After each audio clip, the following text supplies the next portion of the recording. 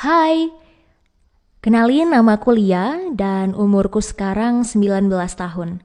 Sejak kecil, aku sangat dekat sekali dengan kakekku karena dia sangat sayang padaku. Namun, di balik itu, ada cerita suram yang pernah aku alami, bahkan terus berlanjut sampai aku remaja. Mau tahu kisah selanjutnya?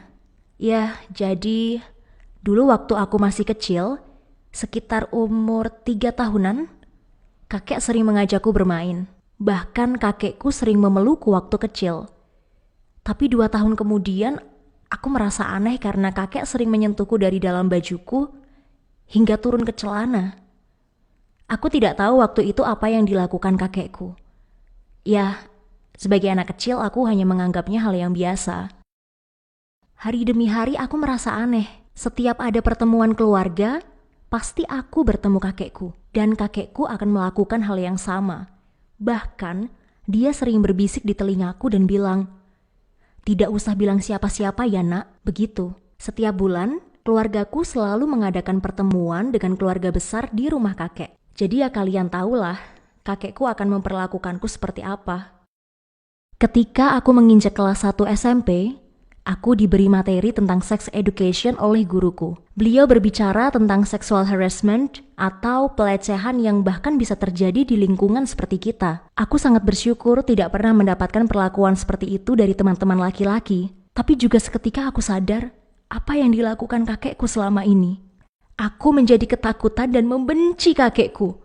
Setiap ada pertemuan dengan keluarga besar di rumah kakek, aku selalu beralasan kerja kelompok di sekolah agar tidak perlu ikut. Tapi suatu hari, aku ketahuan kalau ternyata aku tidak sedang kerja kelompok. Akhirnya, ibuku memaksaku untuk ikut di pertemuan keluarga. Aku terpaksa ikut karena tidak bisa menolak.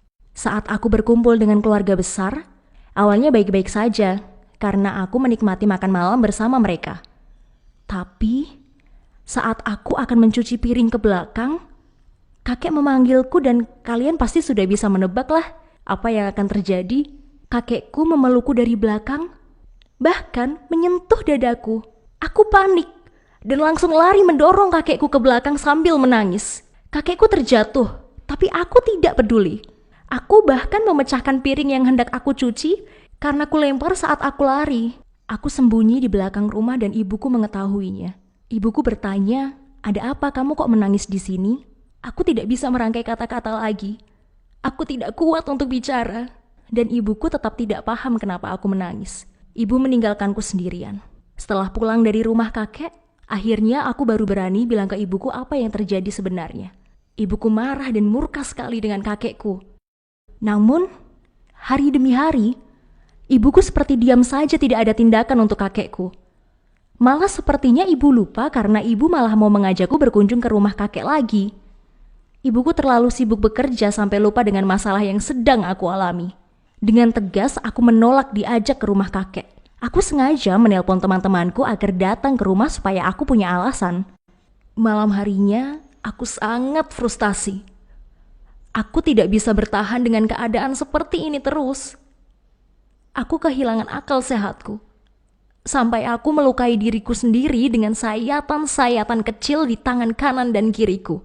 Ketika aku di sekolah, teman-temanku curiga. Karena aku memakai seragam serba tertutup dan tidak mau melepas jaketku. Padahal aku berusaha menutupi luka yang ada di tanganku ini. Tapi teman-temanku tetap saja penasaran. Sampai ada salah satu temanku yang berani membuka lengan jaketku. Lalu aku menangis dan cerita kepada mereka kalau aku baru saja menyayat tanganku sendiri. Akhirnya mereka membawaku pergi ke psikiater. Aku berobat ke psikiater dan menceritakan semua masalahku. Aku divonis mengalami depresi berat. Psikiater itu kemudian menelpon ibuku dan menyuruh ibuku datang ke tempatnya. Ibuku langsung terkejut dan menangis. Ibuku menyesal karena selama ini dia cuek denganku dan tidak melindungi aku. Ibuku meminta maaf kepadaku dan berjanji untuk tidak mempertemukanku dengan kakekku lagi. Keesokan harinya keluargaku panik karena kakekku tiba-tiba sakit dan harus dirawat di rumah sakit. Kebetulan ibuku tidak bisa ikut menemani selama pengobatan kakek di rumah sakit. Karena ada tugas di luar kota. Aku juga tidak peduli. karena aku masih kesal dengan perbuatan kakekku. Beberapa bulan kemudian, aku sudah tidak pernah ikut pertemuan keluarga lagi. Ibuku memintaku untuk tinggal di asrama sekolah saja, dan makin kesini mentalku semakin membaik. Aku memiliki teman-teman yang support kepadaku, dan aku mulai bisa menerima keadaan seperti semula. Setiap seminggu sekali, ibuku mengunjungiku dan membawakanku hadiah. Aku senang sekali. Akhirnya, aku bisa sembuh dari trauma ini. Itulah cerita pengalamanku dulu ketika masih kecil. Bagaimana tanggapan teman-teman? Apakah kalian setuju kalau sex education itu harus diajarkan sejak kecil, bahkan oleh orang tua kita sendiri? Yuk, share pendapat kamu di kolom komentar ya. Oh iya, jangan lupa like dan subscribe channel kita ya. Thanks for watching.